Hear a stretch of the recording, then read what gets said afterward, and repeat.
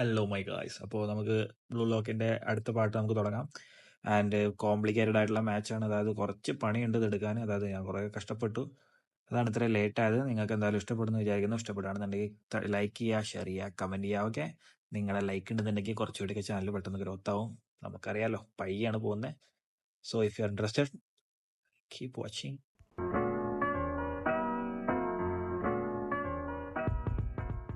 അങ്ങനെ ആ ഗോളിന് ശേഷം, അതായത് ഷിഡോ അടിച്ച ഗോളിന് ശേഷം ഇസാക്കി ആകെ തരിച്ചു നിൽക്കുകയാണ്. ഞാൻ ഇത്രയൊക്കെയും കഴിഞ്ഞ കളിയിൽ, അതായത് കഷ്ടപ്പെട്ട് ഞാൻ ഹിയറിങ് കൂടി അടിച്ച ഗോളാണ്. അവൻ സിമ്പിളായിട്ട് ജസ്റ്റ് ഒരു പാസിലൂടെ അവൻ അടിച്ചത്. അതായത് ഞാൻ ഹിയറിങ് ലാസ്റ്റ് മാജിക്കലാണെന്ന് വിചാരിച്ചൊരു ഗോളായിരുന്നു.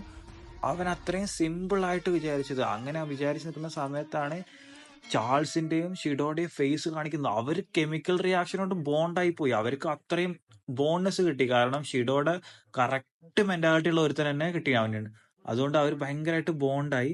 അത് കഴിഞ്ഞിട്ട് നമുക്ക് ജൂലിയൻ ലോക്കിനെ കാണിക്കുന്നുണ്ട്. ജൂലിയൻ ലോക്കി ഇങ്ങനെ പറയുന്നുണ്ട്, ഇതിന് തന്നെയായിരുന്നു എനിക്ക് വേണ്ടത്, എനിക്ക് ഇതായിരുന്നു വേണ്ടത്, എനിക്ക് ചാൾസിനെ അവേക്കൻ ചെയ്യണമായിരുന്നു, അതിനായിരുന്നു ഞാൻ ഈ നിയോ ലിഗോസ്റ്റിക് ലീഗിൽ തന്നെ വന്ന അതിനായിരുന്നു. കാരണം ഇവന് അവേക്കൻ ചെയ്ത് കഴിഞ്ഞാൽ ഇവന്റെ പാസിലൂടെ എനിക്ക് നിയോനെ എനിക്ക് സർപ്പാസ് ചെയ്യാൻ പറ്റും. അതായിരുന്നു ലോക്കിയുടെ intention. And finally Charleson awaken ചെയ്തിട്ടുണ്ട്.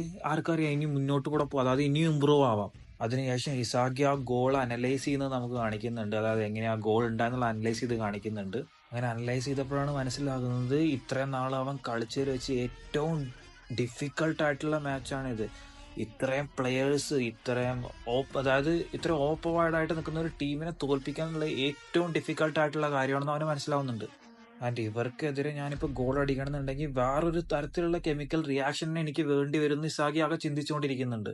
ആൻഡ് ഈ സെയിം കാര്യം ഹിയോരിയും ആലോചിച്ചുകൊണ്ട് നിൽക്കുന്നുണ്ട്. അത് ആലോചിച്ച് നിൽക്കുന്ന ഇവർ രണ്ടുപേരും കൂടി ഒരു കോൺവെർസേഷനിലോട്ട് പോകുന്നുണ്ട്. ഹിയോരിയും ഇസാഗിയും കൂടി എങ്ങനെ നമുക്ക് രണ്ടുപേർക്കും പീക്കായിട്ട് കളിക്കാം, എങ്ങനെ രണ്ടുപേർക്കും അതായത് ഇവരെ തോൽപ്പിക്കാന്ന് അവർ ഡിസ്കസ് ചെയ്യുന്നുണ്ട്. അതായത് കഴിഞ്ഞ കളിയിൽ ഇവർ രണ്ടുപേരും ഗോൾ അടിക്കുന്നുണ്ടായിരുന്നു അതുപോലെ. ഇത് കണ്ടുകൊണ്ട് നിൽക്കുന്ന നോ പറയുന്നുണ്ട്, നിങ്ങൾ കഴിഞ്ഞ കളിയിൽ അടിച്ച ഗോൾ പോലെ ആയിരിക്കില്ല ഇത്. കാരണം നിങ്ങൾക്ക് ഇനി മുന്നോട്ട് കളിക്കണം എന്നുണ്ടെങ്കിൽ നിങ്ങൾ അവർ രണ്ടുപേരെയും നിങ്ങൾ തോൽപ്പിക്കണം. കാരണം അവർ രണ്ടുപേരും സിങ്ക് ആയിട്ടുണ്ട്. അതായത് ഒരിക്കലും തോൽപ്പിക്കാൻ പറ്റാത്ത ഒരു പാസ് ചെയ്യാൻ പറ്റുന്ന ഒരുത്തനും ഒരിക്കലും ഒരാളെ നോക്കാണ്ട് കളിക്കുന്ന ഒരുത്തനും, അങ്ങനെ രണ്ട് ഭ്രാന്തന്മാർ ഒന്നിച്ചിട്ടുണ്ടെന്ന് പറയുന്നുണ്ട്. ആൻഡ് ഇതിൽ ഷിഡോനെ അതായത് നിർത്തണം എന്നുണ്ടെങ്കിൽ ഒരൊറ്റ ആക്കിയേ പറ്റത്തുള്ളൂ, അത് കുനിഗാമി. കാരണം കുനിഗാമി കാരണമല്ലേ ഷിഡോ പുറത്ത് പോയിട്ടുണ്ടായിരുന്നത് ബ്ലൂ ലോക്ക് സീസൺ 1. നിങ്ങൾക്ക് കണ്ടിട്ടുണ്ടെങ്കിൽ നിങ്ങൾക്ക് മനസ്സിലാവും. ആൻഡ് ഇത് കഴിഞ്ഞ് മാച്ച് റീസ്റ്റാർട്ട് ചെയ്യാൻ പോവാണ്. പക്ഷെ അതിന് മുന്നേ ഇവർ രണ്ടുപേരെയും കാണിക്കുന്നുണ്ട്. അതായത് റിന്നിനൊപ്പം നടക്കുന്ന രണ്ടുപേര് അവർ ആകെ പേടിച്ച് നിൽക്കുകയാണ്. കാരണം റിന്ന് പെർഫോം ചെയ്യുന്നില്ലെങ്കിൽ അവരുടെ പെർഫോമൻസും താഴോട്ട് പോകില്ല. കാരണം അവനെ ഡിപ്പെൻഡ് ചെയ്തിട്ടല്ലേ കളിക്കുന്നത്. അങ്ങനെ അവരെ കാണിക്കുന്നുണ്ട്.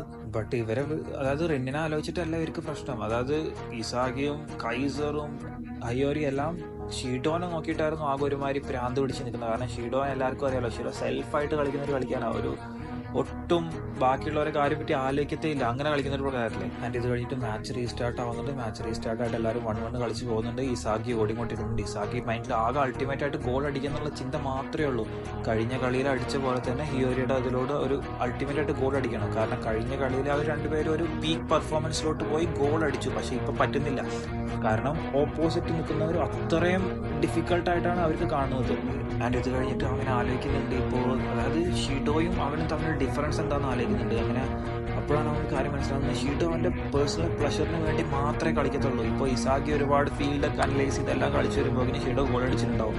അത് അവൻ ആലോചിക്കുന്നുണ്ട്. ഷീഡോ അവൻ്റെ പേഴ്സണൽ പ്ലഷറിന് വേണ്ടി കളിക്കുന്നു, ഇസാഗി അവൻ്റെ ഫീൽഡൊക്കെ അനലൈസ് ചെയ്ത് സാവധാനം കളിക്കുന്നു. അതൊക്കെ അവൻ ആലോചിച്ച് വരുന്നുണ്ട്. ഒരു ചെറിയ എക്സാമ്പിൾ പറയുകയാണെന്നുണ്ടെങ്കിൽ ഇപ്പോൾ ഷീഡോ അതായത് ഒരു സെൽഫായിട്ട് കളിക്കുന്ന ആളല്ലേ, അവന് ബാക്കിയുള്ളവർ എന്ത് പറയുന്നുള്ള ഒരു ചിന്തയേ ഇല്ല.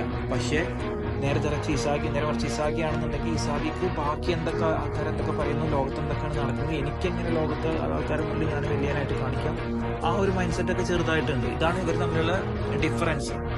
ഇത് കഴിഞ്ഞിട്ട് ഇസാഗിയുടെ മൈൻഡ് സെറ്റിൽ ആരൊക്കെയാണ് ഇപ്പോൾ അതായത് അവരുടെ ഒപ്പം ബ്ലൂ ലോക്കിൽ കളിച്ചേരുന്നില്ല, ആരൊക്കെയാണ് സെൽഫായിട്ട് കളിക്കുന്നവരും അതുപോലെ തന്നെ വേൾഡ് അതായത് ഒരു ടീമിനായി വേണ്ടി അനലൈസ് ചെയ്ത് കളിക്കുന്നവരും കാണിക്കുന്നുണ്ട്. അതിലിപ്പോൾ ബഷീറ, നാഗി, പാറോ, ജെനറ്റ്സു ഇവരൊക്കെ സെൽഫായിട്ട് കളിക്കുന്നവരും, റിയോ, ഹിയോരി, കറാസു ഇവരൊക്കെ അനലൈസ് ചെയ്ത് കളിക്കുന്നവരുമാണ്. പക്ഷെ അവിടെയും അതായത് ബാക്കിയുള്ള players, what about Kunigami, what about Kaiser, Charles ഇവരൊക്കെ എങ്ങനെയാണ് കളിക്കുന്നത്? ആൻഡ് ഏറ്റവും ഇമ്പോർട്ടൻ്റ് ആയിട്ട് റിൻ ഇയാൾ ഏത് തരത്തിലുള്ള കളിക്കാരനാണ്, ഇയാൾ എങ്ങനെയാണ് കളിക്കുന്നത്? ആൻഡ് ഇതിന്റെ ഇടയിൽ മാച്ച് മുന്നോട്ട് പോയിട്ട് ഇസാഗി റൺ ചെയ്തുകൊണ്ടിരിക്കുന്നുണ്ട്. അങ്ങനെ ബോൾ അതിന്റെ ഇടയിൽ നിന്ന് റിന്നിനോട്ട് പാസ് പോകുന്നുണ്ട്, റിന്നിന്റെ ഇടയിൽ നിന്ന് ഷിഡോയിലോട്ട് പാസ് പോകുന്നുണ്ട്. അങ്ങനെ തിരിച്ച് തന്നെ അവിടുന്ന് ഡിഫെൻഡ് ചെയ്തിട്ട് വീണ്ടും ഇങ്ങോട്ട് വരുന്നുണ്ട്, ജെനിറ്റ്സ് വരുന്നുണ്ട്. അങ്ങനെ ലാഡ്സ് ഹിയോരിയുടെ കയ്യിലോട്ട് പന്ത് പോകുന്നുണ്ട്. ഹിയോരി അങ്ങനെ പന്ത് കൈ കിട്ടിയതിന് ശേഷം ഒന്ന് സ്റ്റോപ്പ് ചെയ്യുന്നു അവിടുന്ന്.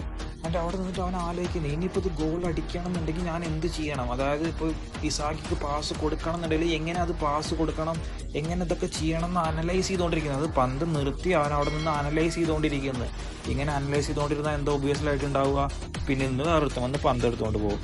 സെയിം പിന്നിൽ നിന്ന് ചാൾസ് വരുന്നു, പന്തെടുക്കുന്നു, മെറ്റാവിഷൻ ഓണാക്കി പന്തെടുത്ത ചാൾസ് അവിടുന്ന് പെട്ടെന്ന് തന്നെ ഷീഡോക്ക് പാസ് കൊടുക്കുന്നത്. പക്ഷേ അവിടെ ഒരു ക്യാച്ച് ഉണ്ട്. കാരണം കുനിഗാമി ഓൾറെഡി ഷീഡോനെ മാർക്ക് ചെയ്തിട്ടുണ്ടാവും. ഷീഡോന്റെ പിന്നാലെ ഓടി ആ പന്ത് എടുക്കും കുനിഗാമി. കാരണം കുനിഗാമിക്ക് മാത്രമേ ഷീഡോനെ ഇപ്പോൾ അതായത് ടാക്കിൾ ചെയ്യാൻ പറ്റുന്നുള്ള ആ ഒരു മെന്റാലിറ്റിയിലോട്ട് ടീം മൊത്തം മാറിയിട്ടുണ്ട്.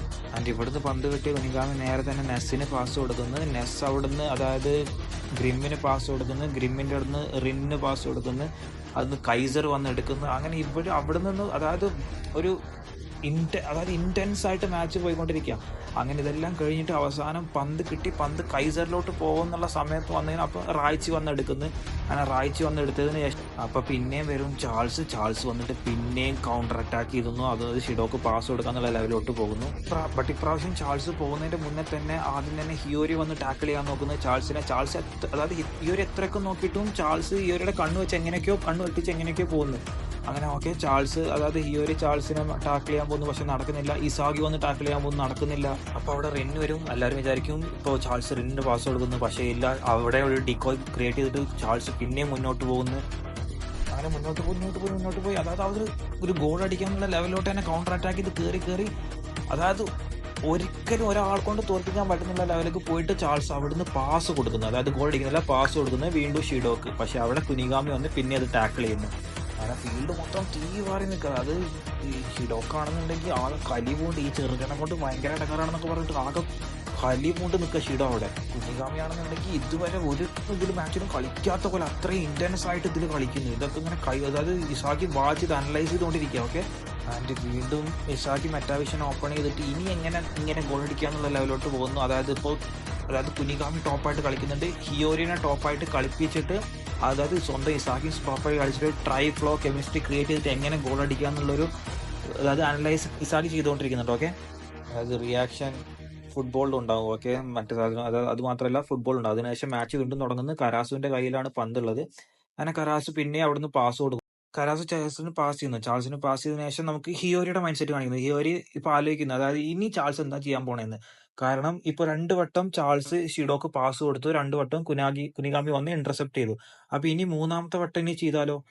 ഇല്ലല്ലോ, ചെയ്യില്ലല്ലോ. അങ്ങനെയല്ല ആലോചിക്കുക. പക്ഷെ അല്ല, ഇനിയും അവൻ ഷിഡോക്ക് തന്നെയാ പാസ് ചെയ്യാൻ പോകുന്നത്. കാരണം ഞാൻ പറഞ്ഞില്ലേ, അതായത് ചില പ്ലേയേഴ്സ് സെൽഫായിട്ട് കളിക്കും, ചില പ്ലേയേഴ്സ് അനലൈസ് ചെയ്ത് കളിക്കും. ഈ ചാൾസ് മേ ബി സെൽഫായിട്ട് കളിക്കുന്ന ഒരുത്തനായിരിക്കും. അതുകൊണ്ട് ഇനി അവൻ ഒരിക്കലും റിന്നിനും പാസ് കൊടുക്കാൻ പോകുന്നില്ല, വേറെ ആർക്കും പാസ് കൊടുക്കാൻ പോകുന്നില്ല. അവൻ പാസ് കൊടുക്കുകയാണെന്നുണ്ടെങ്കിൽ ഷിഡോക്ക് മാത്രമേ കൊടുക്കുള്ളൂ എന്നുള്ള കാര്യം ഹിയോരിക്ക് മനസ്സിലാവുന്നു. ആ ഫീൽഡിൽ വേറെ ആർക്കും മനസ്സിലാവുന്നില്ല, ഹിയോരിക്ക് മനസ്സിലാവുന്നു. അങ്ങനെ ഹിയോരി വന്നിട്ട് ആ പാസ് വീണ്ടും ഇന്റർസെപ്റ്റ് ചെയ്യുന്നു. ചാൾസ് ആകെ അതായത് ഡാർക്ക്നെസ്സിലോട്ട് പോകുന്നു. കാരണം അവൻ്റെ ലൈഫിൽ ആദ്യമായിട്ടാണ് ഒരുത്തൻ അവൻ്റെ റീഡിങ്സ് അതായത് അവൻ്റെ കാൽക്കുലേഷൻസ് റീഡ് ചെയ്യുന്നത്. അങ്ങനെ ആ പാനൽ കാണിക്കുന്നുണ്ട് നമുക്ക്. അതായത് ചാൾസ് ഒരുമാതിരി ഡാർക്ക്നെസ്സിൽ നിൽക്കുന്നത് കാണിക്കുന്നുണ്ട്. അതിനുശേഷം പന്ത് വീണ്ടും നേരെ അതായത് റായ്ച്ചിയുടെ കാലിലോട്ട് പോകുന്നുണ്ട്. റായ്ച്ചി അവിടെ നേരെ അത് ഹിയോരിലോട്ട് പാസ് ചെയ്യുന്നുണ്ട്. അങ്ങനെ ഹിയോരിലോട്ട് എടുത്തതിന് മുന്നേ തന്നെ കറാസു ടാക്കിൾ ചെയ്യാൻ വരുന്നുണ്ട്. ഒപ്പം തന്നെ നനാസയും ജെനിറ്റ്സും ടാക്കിൾ ചെയ്യാൻ വരുന്നുണ്ട്. അതായത് ഹിയോരിയുടെ കയ്യിൽ നിന്ന് പന്ത്. ഓക്കെ, ബട്ട് ആ 3 പേരുണ്ടായിട്ടും ഹിയോരി നേരെ ആ പാസ് ഇസാഗിക്ക് കൊടുക്കുന്നു. കാരണം ഇസാഗിയെ നോക്ക് പോലും ചെയ്യാണ്ട് ഹിയോരി നേരെ ആ പാസ് അങ്ങോട്ട് കൊടുക്കുന്നു ഇസാഗി എവിടെ ഉള്ളതെന്ന് ഒരു കാൽക്കുലേഷൻ വെച്ചിട്ട് നേരെ കൊടുക്കുന്നത്. അതായത് കഴിഞ്ഞ മാച്ചിലെ പോലെ. ആൻഡ് ഇസാഗിയുടെ അടുത്തോട്ട് പോകുന്നുണ്ട്. പക്ഷേ ഇസാഗിയുടെ അടുത്തോട്ട് 2 ഡിഫൻഡേഴ്സ് ഉണ്ട്. അങ്ങനെ ഇസാഗി ഒരു ഡയഗണൽ ഡാഷ് ഒക്കെ ഇട്ടിട്ട് 2 ഡിഫൻഡേഴ്സിനെ തള്ളിക്കടന്ന് അവിടുന്ന് മുന്നോട്ട് പോകുന്നു. അങ്ങനെ പന്ത് എടുക്കാൻ വേണ്ടി മുന്നോട്ട് ഓടിക്കൊണ്ടിരിക്കുമ്പോൾ പിന്നിലൊന്ന് ഷീഡോ വരുന്നു. ഷീഡോ വന്നിട്ട് അതായത് ഷീഡോ ഒരുമാതിരി ഒരു സ്കള്ളൊക്കെ ഇട്ടിട്ട് ഒരുമാതിരി പ്രാന്തനെ പോലെ ഇസാഗിയുടെ പിന്നിലോട്ട് വരുന്നത്. അപ്പോൾ അതായത് ഇസാഗി അവിടുന്ന് മാറിപ്പോകുന്നത്. അപ്പോൾ ഇവനെങ്ങോട്ടാ പോകുന്നുള്ള മൈൻഡിൽ ഷീഡോ നിൽക്കുമ്പോൾ പിന്നെ കുനിഗാമി വന്നിട്ട് അവരുടെ തലയുടെ മുകളിൽ കൂടെ ചാടി ഇസാഗിന് അതൊരു ഹെഡറൂടെ പാസ് കൊടുക്കുന്നു. വീണ്ടും ഇസാഗിയുടെ അടുത്ത് തന്നെ പന്ത് പോകുന്നത്. ആൻഡ് ആഫ്റ്റർ ദാറ്റ് ഇസാഗിയുടെ മുന്നിൽ ഒരൊറ്റ പ്ലെയറേ ഉള്ളൂ. ആര്? ഗോൾ കീപ്പർ മാത്രമേ ഉള്ളൂ. ഇസാഗിക്ക് ഗോൾ അടിക്കണം, ആരുമില്ല. Isagi free. അപ്പം അവിടെ വരും റിൻ. ഞാൻ റിന്നു വന്നിട്ട് ഒറ്റ കാര്യമേ പറയുന്നുള്ളൂ, എടാ മണ്ട നീ എന്നെ മറന്നു. അങ്ങനെ ഇസാഗി ഒന്ന് തിരിഞ്ഞ് റിന്നോട്ട് നോക്കുന്ന സമയത്ത് തന്നെ കൈസർ ലെഫ്റ്റിലോട്ടൂടെ വരുന്നുണ്ട്. ഇവര് മൂന്നുപേരും അടിക്കൂല, ബാക്കിയുള്ളവർ അടിക്കാനായിട്ട് സമ്മതിക്കും എന്നുള്ള ലെവലിൽ കൈസർ അവിടെ വന്ന് നിൽക്കുന്നുണ്ട്. കൈസർ സ്വന്തം ടീമിലാണെങ്കിൽ പോലും ഇസാഗി ആകെ അങ്ങനെ ഭ്രാന്ത് പിടിക്കും. പക്ഷെ ടെൻഷനായിട്ടില്ല, ഇസാഗി ഫോക്കസ്ഡ് തന്നെ ആയിരുന്നു പന്തിന് വേണ്ടിയിട്ട്. അങ്ങനെ പന്ത് ലെഫ്റ്റ് സൈഡിലൂടെ വരുന്നുണ്ട്. ഇസാഗി ആണെന്നുണ്ടെങ്കിൽ ഇപ്പോൾ പന്ത് എടുത്തു കഴിഞ്ഞാൽ ലെഫ്റ്റ് സൈഡിൽ അടിക്കണോ റൈറ്റ് സൈഡിൽ അടിക്കണോ എന്നുള്ളത്, പന്ത് ലെഫ്റ്റ് സൈഡിലൂടെയാണ് വരുന്നത്. അപ്പോൾ ഒബ്വിയസ്ലി ലെഫ്റ്റ് സൈഡിൽ ലെഫ്റ്റ് ഫുട്ടറായിട്ട് അടിച്ചു കഴിഞ്ഞാൽ ഗോളാവുന്നുള്ള മൈൻഡിൽ നിൽക്കും. പക്ഷേ ഇതന്നെയല്ലേ ബാക്കിയുള്ളവരും ചിന്തിക്കാന്നുള്ള മൈൻഡിലോട്ട് ഇസാഗി പോകുന്നുണ്ട്. അങ്ങനെ പന്ത് ഇസാഗിയുടെ കയ്യിലോട്ട് വരുന്നു, ലെഫ്റ്റ് ഫുട്ട് മുകളിലോട്ടൂടെ കറക്കി എടുത്തിട്ട് റൈറ്റ് ഫുട്ട് വെച്ചൊരു ഗോൾ. അത്രേ ഉള്ളൂ. ഫസ്റ്റ് ഗോൾ പിന്നെ അടിച്ചിരിക്കുന്നു. അതായത് അവരൊന്ന് ഇവരൊന്ന് 1-1 ആയിരിക്കുന്നു. ആൻഡ് ഇസാഗിയുടെ ഫസ്റ്റ് ഗോൾ ഡയറക്റ്റ് ഷോട്ട്. ഇത് കണ്ടിട്ട് മറ്റു രണ്ടുപേരും ഭ്രാന്തെടുത്ത്, അതായത് കൈസറും റിന്നും ഭ്രാന്തെടുത്ത് നിൽക്കുന്നു. കൈസർ സ്വന്തം ടീമിലാണ്, റിന്നു ഓപ്പോസിറ്റ് ടീമിലാണ്. പക്ഷെ രണ്ടുപേരും ഭ്രാന്തെടുത്ത് നിൽക്കുന്നു. ആൻഡ് ഇസാഗി ആണെന്നുണ്ടെങ്കിൽ ആകെ ഒരുമാതിരി സൈക്കോ പോലെ സെലിബ്രേറ്റ് ചെയ്യുന്ന. ഇതൊക്കെ കഴിഞ്ഞിട്ട് ഇനി ബാക്കി എന്താ ഉണ്ടാവുമെന്ന് നമുക്ക് അടുത്ത വീഡിയോയിൽ കാണാം. അപ്പം ബൈ. അടുത്ത വീഡിയോ പെട്ടെന്ന് തന്നെ പോസ്റ്റ് ചെയ്യാൻ നോക്കാം. Bye guys.